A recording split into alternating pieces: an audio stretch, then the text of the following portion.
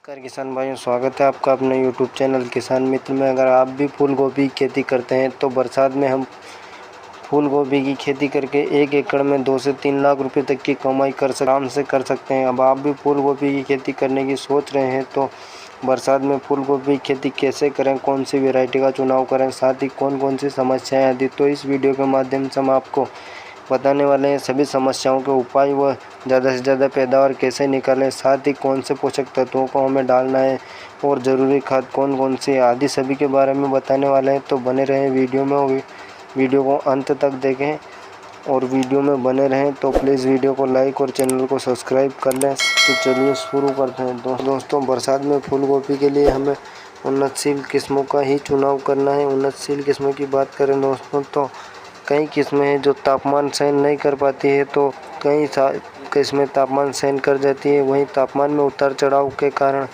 ही कुछ इस प्रकार से हमें किस्मों का चुनाव करना है। तो अगर हम मई जून में इसकी बुआई करते हैं तो हमें नामदारी सीड्स की जो 133 आती है वो है। साथ ही एडवांटा की सुपर सीग्रा और एडवांटा की ADV 1400 आती है वो।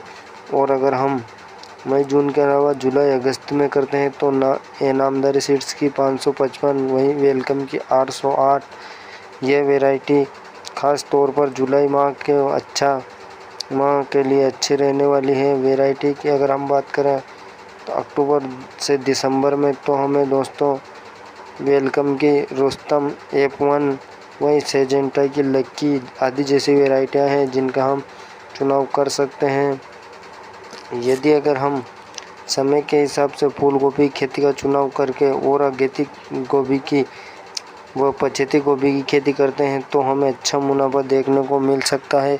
वहीं इसी प्रकार से हमें तापमान के हिसाब से ही किस्मों का चुनाव करना है और बेहतरीन उत्पादन लेना है। कई जगहों पर तापमान में अधिक उतार चढ़ाव आता है तो हमें अपने क्षेत्र के हिसाब से ही किस्मों का चुनाव करना है। यदि अगर हम बरसात में फूल गोभी की खेती कर रहे हैं तो इसके लिए समय समय पर सही समय मई जून व जुलाई का है। यह सही समय बरसात में फूल गोभी खेती करने के लिए काफ़ी अच्छा होने वाला है। इन महीनों में जब पौधरोपण करेंगे तो हम फसल का अच्छा उत्पादन देने वाली है। वहीं दोस्तों, अगर बात करें हम बीज की तो हमें 1 एकड़ में नर्सरी लगाने के लिए फूल गोभी के बीज की 80 से 90 ग्राम की बीज की आवश्यकता पड़ने वाली है। वहीं नर्सरी लगाते समय बरसात के दिनों में फंगस लगने की काफ़ी समस्या आती है, तो इससे बचने के लिए हमें UPI का साफ फंगिसाइड का स्प्रे करते रहना चाहिए समय समय पर। यह बरसात की फूल गोभी की खेती में कम खर्च में अधिक मुनाफा देने वाली फसल है के रूप में है, साथ ही अच्छी पैदावार भी देने वाली है। साथ ही दोस्तों, अगर फूल गोभी की खेती कर रहे हैं तो फंगस की समस्या भी आम बात है, तो हमें रोको फंगिसाइड को 1 लीटर पानी में 2 ग्राम की मात्रा से स्प्रे करना है। साथ ही अगर हम कीटों के प्रकोप से तो हमें नीम ऑयल या फिर इमिडाक्लोप्रिड दोनों में से किसी एक का चुनाव करना है, का स्प्रे करके छिड़काव कर दें जो फंगस लगने और कीट आदि को कंट्रोल करेंगे। नीम ऑयल या फिर इमिडाक्लोप्रिड दोनों में से किसी एक का स्प्रे करना है जो लगने वाले कीट व फंगस को आसानी से कंट्रोल करेंगे और हमारी फसल सुरक्षित रहेगी और अच्छी पैदावार भी देखने को मिलेगी। साथ ही हमें अच्छे से देखभाल करते रहना है, समय समय पर निराई गुड़ाई व सिंचाई को करना है। और यदि अगर दोस्तों पौधरोपण की बात करें तो पौधरोपण के लिए हमें अच्छे से खेत की तैयारी करके रखनी है और खेत को गर्मी में अच्छे से तपा के कंप्लीट कर रखना है। और पौधरोपण के लिए हमें खेत में तैयारी में अच्छे से उसे गहरी जुताई करके बेड को तैयार करना है और बेड की चौड़ाई हमें 2 से 2.5 फीट रखनी है। वहीं बेड से बेड की दूरी तो 3 फीट रखनी है। वहीं बेड की ऊंचाई 1 फीट रखनी है। दोस्तों, अगर हम बात करें बरसात में तो बरसात में दोस्तों उस खेत का चुनाव नहीं करना है जहाँ जलभराव की समस्या आती हो, क्योंकि किसान भाइयों बरसात में जलभराव की समस्या आम बात है। तो हमें ऐसे ढलान वाले खेत या फिर जहाँ जलभराव की समस्या नहीं आती हो उस खेत का चुनाव करना है, क्योंकि अगर ज़्यादा देर पानी ठहरता है तो गर्मी के कारण पानी गर्म होगा और हमारे पौधों को नष्ट करेगा। तो हमें बेड तो बना नहीं है, साथ ही हमें जल भराव ना आए की समस्या ना आती हो ऐसे खेत का चुनाव करना है।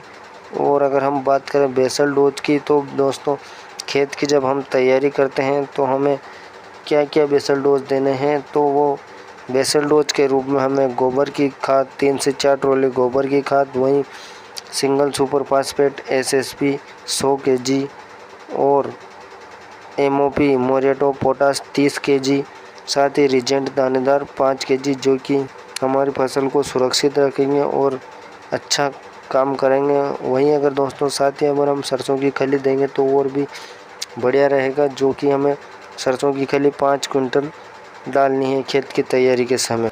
किसान भाइयों, अगर हम ड्रिप लगाकर सिंचाई करते हैं तो उससे हमें ज़्यादा समस्या नहीं आएगी और सिंचाई भी हमें ज़्यादा नहीं करनी पड़ेगी। तो हमें 16 mm ड्रिप लगा करके 25 माइक्रोन का मल्चिंग पेपर लगाना है, अच्छा रहेगा। यदि अगर हम ड्रिप नहीं भी लगाते हैं तो भी गोभी की अच्छी पैदावार हो जाती है। यदि अगर हम सिंचाई ड्रिप या फिर ऐसे ही करें, साधारण विधि से भी हम सिंचाई कर सकते हैं। पौधरोपण की बात करें तो पौधरोपण में हमें पौधे से पौधे की दूरी 1.5 फीट 1 से 1.5 फीट रखनी है। वहीं डबल लाइन में इसकी बुआई करनी है और अच्छे से हमें पौधरोपण करनी है। सिंचाई की बात करें अगर हम, तो बरसात में हमें फूल गोभी में ज़्यादा सिंचाई की ज़रूरत नहीं पड़ती है, क्योंकि कई बार तो समय समय पर बरसात होती रहती है। फिर भी अगर हमें कहीं लगे तो हमें 10 से 12 दिनों के अंतराल में सिंचाई कर लेनी चाहिए। और वो अपने मिट्टी के ऊपर भी निर्भर करता है, क्योंकि अगर हमारी मिट्टी ज़्यादा अच्छी हो और जल की सोखने की क्षमता बढ़िया हो तो हमें सिंचाई को समय समय पर करते रहना चाहिए। और अगर ज़्यादा बरसात होती रहती है तो हमें सिंचाई नहीं करनी है। बात करते हैं खरपतवार की, तो हमें खरपतवार को समय समय पर निकालते रहना चाहिए, चाहे वो मजदूरों की सहायता से हो या फिर हमें खुद निकालना पड़े। और हमें समय समय पर बेड पर मिट्टी चढ़ाना और निराई गुड़ाई आदि का देखभाल करते रहना चाहिए। वहीं अगर फूल गोभी की खेती कर रहे हैं तो दोस्तों इसमें कीट व इल्ली, साथ ही फंगस की समस्या भी हमें देखने को मिलेगी और पीलेपन आदि कई प्रकार की ये समस्याएं आने वाली है। तो हमें कीट व इल्ली के लिए दोस्तों इमिडाक्लोप्रिड प्लस फिप्रोनिल का छिड़काव करते रहना चाहिए, क्योंकि दोस्तों 8 से 10 दिन के अंतराल में हमें ये सिंचाई स्प्रे करते रहना चाहिए। वहीं बात करें दोस्तों फंगस की, तो फंगस में हमें रोको फंगिसाइड या फिर बायर का एलिट आता है, उसे 500 ग्राम लेकर के 200 लीटर पानी में ड्रिंचिंग करना है, या फिर रोको फंगिसाइड को हम ड्रिंचिंग कर दें। यदि किसान भाइयों बात करें पीलेपन की, तो पीलेपन से बचने के लिए हमें calcium nitrate 15 kg plus boron 500 ग्राम, ये दोनों खाद के साथ हमें देने हैं और फिर सिंचाई कर दें, जिससे भी हमें पीलापन की समस्या कम हो जाती है या फिर दूर हो जाएगी।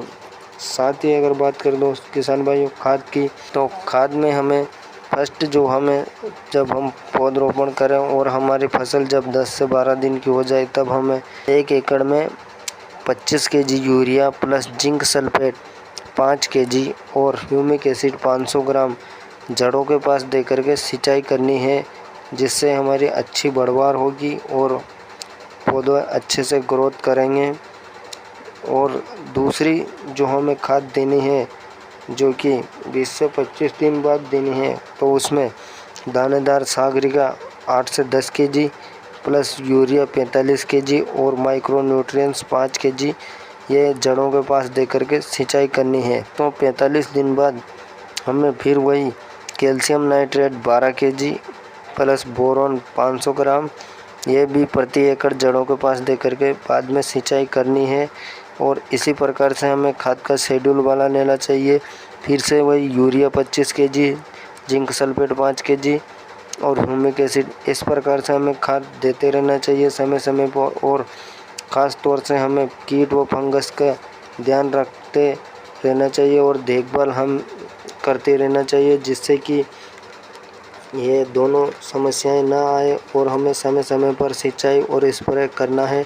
तो स्प्रे में हमें एक फंगिसाइड और एक कीटनाशक दोनों को साथ भी दे सकते हैं, हम स्प्रे कर सकते हैं। इस प्रकार से हमें स्प्रे व सिंचाई का ध्यान आवश्यक रखें। इस प्रकार से हम गोभी की उन्नत खेती कर सकते हैं। जानकारी कैसी लगी दोस्तों? वीडियो को लाइक और चैनल को सब्सक्राइब ज़रूर करें। धन्यवाद।